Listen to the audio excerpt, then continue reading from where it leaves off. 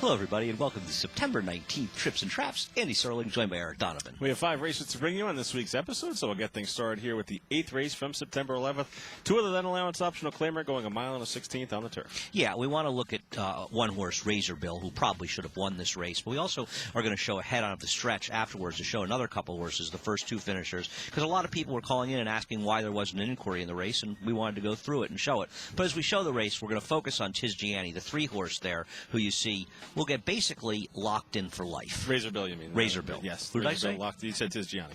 Oh, Razor Bill, yes, essentially locked in for life. And this was a strange kind of race because, to me, visually, it doesn't look like, the pace is fair. It doesn't look like they're going super fast, though. It ends up collapsing. It ends up that the horses at the back of the pack are the ones that make a big move coming off the turn, and the ones that are up front, are kind of stopping. And then, Razor Bill is kind of caught in the middle of those horses. Yeah, I'm going to be very interested to see the times of these races as Trackus. We're going to start using Trackus, more, and obviously we'll have 2 sets of times because it's a little hard to believe they went 24 the first quarter and then 22 and 4 the second quarter and then 23 and 4 the third quarter. So it feels like the pace was, maybe the halftime is about correct, but they were going faster because this was a collapse. So on 2 ways, I think you got a very good performance from Razor Bill. First of all, he was very close to the pace and he ran well, but also he gets completely locked in. This is an issue this rider has of frequently putting horses towards the inside and not giving himself a second option and getting completely locked in. I think that what you want to do at Belmont Park these days is save ground on the dirt and go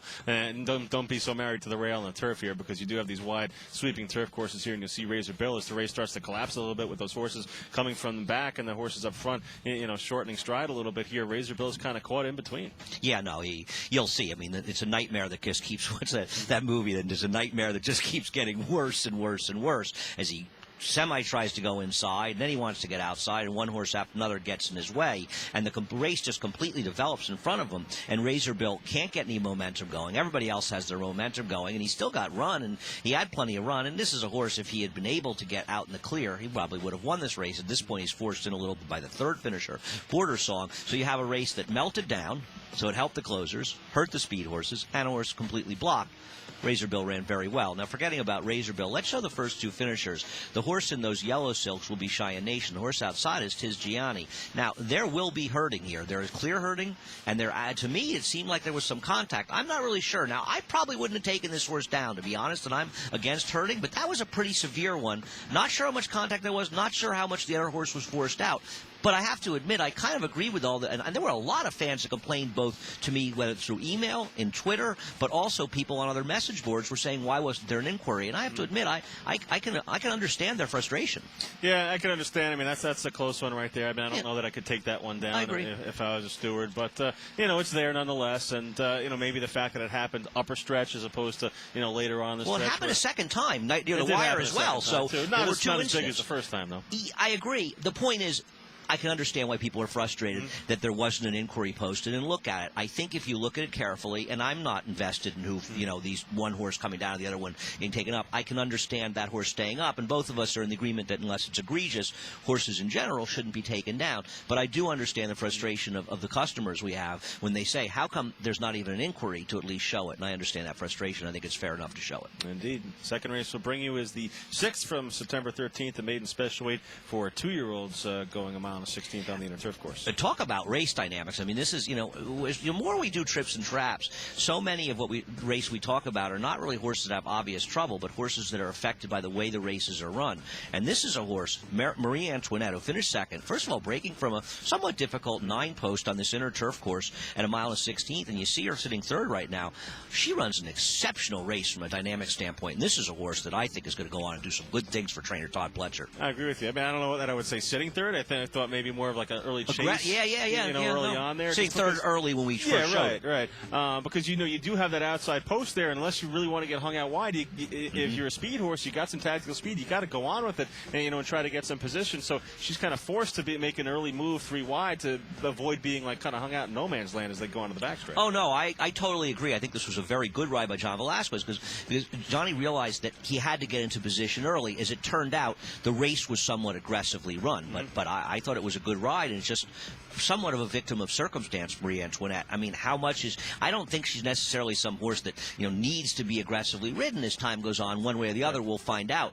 I just think she ran extremely well. I think so, too. I mean, you take a look at the way the other pace setters finished here. I mean, the 3-horse Predicate's down on the inside already backing at it. But the 7 Lemon Dioro was 4-1 in this race. Clearly, a contender on paper. She was ninth. And finished next to last, yeah. And right up on the outside of her right now is Marie Antoinette. So these two really going on with it as the pace continues to play out on the quick side here. And even Spangled Banner, and you see her right there making the lead, actually, Marie Antoinette. Spangled Banner, who made sort of the first move of anybody, that horse even flattens out and finished third. And I thought the Spangled Banner ran pretty well in here.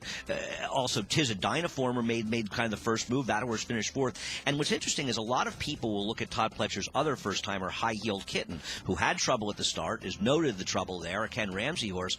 I think that horse just got sucked into the race as it collapsed late. Marie Antoinette feels like the only horse in this race that ran early and ran late. Yeah, and was game here to turn back the 10, Tis a Dynaformer, before succumbing late to the late charge there of more than a warning. So a nice effort by that 2-year-old filly. Expect some nice things out of her. Yeah, and I think this is a race, it's not like a turf sprint where you don't know how the horse will do going further.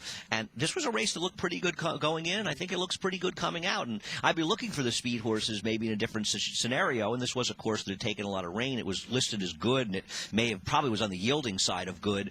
Marie Antoinette, unless she just loved the going, she's okay. We're 6 furlongs the rest of the way out here. This one on the dirt, or actually all of them on the dirt the rest of the way out. This one a maiden special weight for 3-year-olds and up. Looking at a first-time starter here, the 4 Moonluck.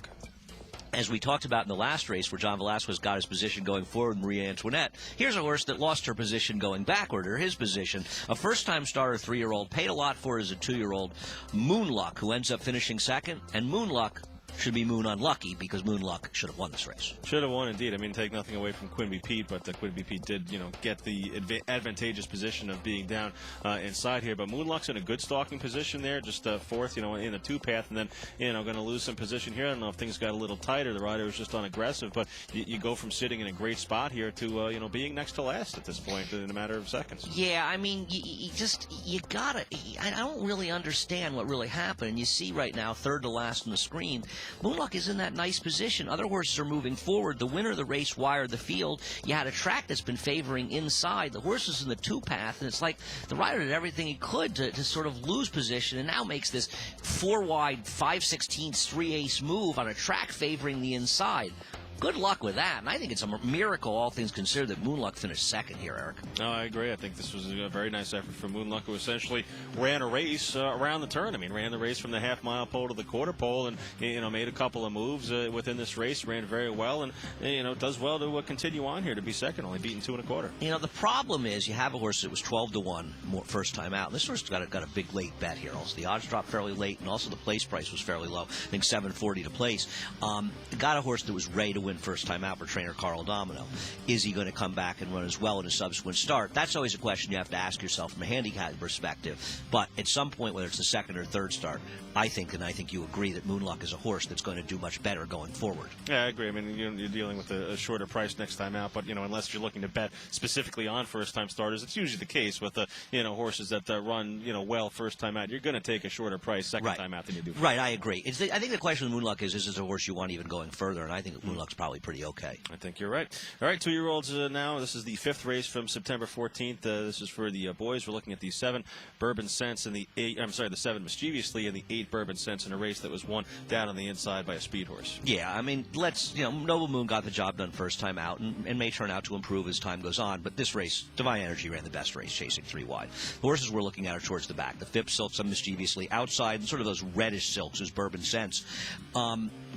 Noble Moon rode a gold rail, and that's why he won. He was finished top of the stretch, basically, and would have finished farther back had it not been a gold rail. And Divine Energy, who chased 3 wide, the favorite should have won that. That's a trip aside. Now, Mischievously, I thought got a very good ride in here by Garrett Gomez because he saved ground all the way until he angled out in the stretch. He was victimized by a racetrack, but he did the best he could given it. I just think, and I don't blame the rider Edgar Prado and Bourbon Sense, I just think that was very green. Yeah, I think so too. Looking at it again, it seemed like he was a little hesitant to, rider. It seemed like maybe the horse was just kind of overreacting to every command that Prado gave on Bourbon Sense. But you'll see him mischievously come up the inside, then to move off the rail and go to the outside. Bourbon Sense down toward the inside. Will stay down there looking for a seam to run. Right. Mischievously is all the way. The head is just coming in the picture. Bourbon Sense is obscured now down on the inside by the quarter pole. Bourbon Sense, you're going to watch Edgar Prado, and kind of an easy horse to see. You'll see mischievously as we roll it from here, the rider will angle out, and I thought he did well to finish fourth. It's just not a racetrack that's conducive to making this kind of move. Good that he saved ground early, but not going to make this big close. Mischievous, I think Bourbon Sense, Edgar's sort of looking for a seam to run through. It appears right now he may finish closer to last than the front, and actually this horse is kind of comes through between horses 3 wide and kind of almost outruns mischievously late in the race. Now maybe he was closer to the inside and maybe being outside hurt mischievously, but I thought Bourbon Sense ran like a firster that's just trying to figure out what he's doing there, and as he figures it out, he might be okay. Mischievously, he's a horse that improved a little bit second time out. I just think he needs a fair racetrack, Eric. Yeah, I think that's the case. I mean, you take a look at his first race up at Saratoga, that 5.5 race won by Havana. I mean, that looked like a pretty impressive race there by the horses that ran 1, 2, 3. So a tough spot he was in there. Then against the racetrack here today, just wonder what this horse can give you. Probably wants a little more ground too. You would think it was interesting that Shug ran this horse 5.5 and then 6. He didn't look for more ground. So maybe it's just a case where Shug thinks he just needs a little more experience before he stretches him out. And as usual, Shug is never really in a hurry to get these horses moved along unless they're particularly precocious. And it seems to work out for him fairly often. I think he won a big race this year. It does indeed. The Kentucky Derby was? That was the race, yeah. We'll take a look at one more race here on Trips and Traps. Is the first race from September 15th. 2-year-old Fillies in action here going 6 furlongs. Another race that was won because of how the racetrack played. Take nothing away from Tea Time, who's okay, but I think it was unfortunate that Kanak was taken back and then taken out in the 3-path. Now, on a fair racetrack, that's the kind of ride I want. Get yourself off the rail, let them separate, get to the outside, and there's Kanak. And also outside, you see Radiant. Radiant, the rider decides to sit in the 4-path basically the whole way around. Not really sure how that move was going to work on this racetrack, and I like Radiant, as a lot of people did. Was about 3-1 that day, and I think Radiant's going to be fine when this horse is able to get a fair racetrack. But this was another race that was dramatically affected by the way the racetrack is playing. Sure. I mean, Tea Time goes to lead. The second finisher chases second all the way around there, and essentially the race is over at this point. Yeah, I thought Rosny actually ran pretty well chasing in the 2-path, but he's just not going to be able to overcome that rail bias. And I don't think anybody that poo-poos the rail bias is making a big mistake. You're going to have to seriously downgrade horses that rode the gold rail and seriously upgrade the chance of horses that chase 3 and 4 wide, as Kanak did here, as well as Radiant. And I just think these are horses, Kanak and Radiant, that at this point maybe people are going to look at them and say, Radiant a couple of times and Radiant race is just not that good. I don't agree at all. I think Radiant will be just fine. I just think Radiant needs a racetrack that he has a fair chance, she has a fair chance on. Yeah, I mean, you're looking at 2 efforts here that probably weren't as good as people were expecting, so you're right. You probably do get some people jumping off the bandwagon of both these horses, and you probably better give them a second chance. Yeah, no, we're not showing races that there's any major trips per se. In Bourbon Sense, I think the last race was a horse, a 2-year-old that you'll want to watch that was green, but the focus right now, at least in the dirt races, is how the racetracks are playing. And normally we show a lot of turf races and you find more trips, but I think when you have the gold rail that we've had here throughout the meeting, and I think it even existed to some level on the 8th day, yesterday, Wednesday, you're going to want to pay a lot of attention to those dirt races because there will be money to be made going forward betting against and betting on. Yeah, it's just an unusual position here at Belmont Park to be in. You're always used to the Belmont balcony move, and hasn't really been the case, and especially not at this meet. No, it really hasn't been, and there will be money to be made. Just have to be patient with that, and we are patiently waiting for your help. Trips and Traps at NYRAInc.com. Thanks for watching.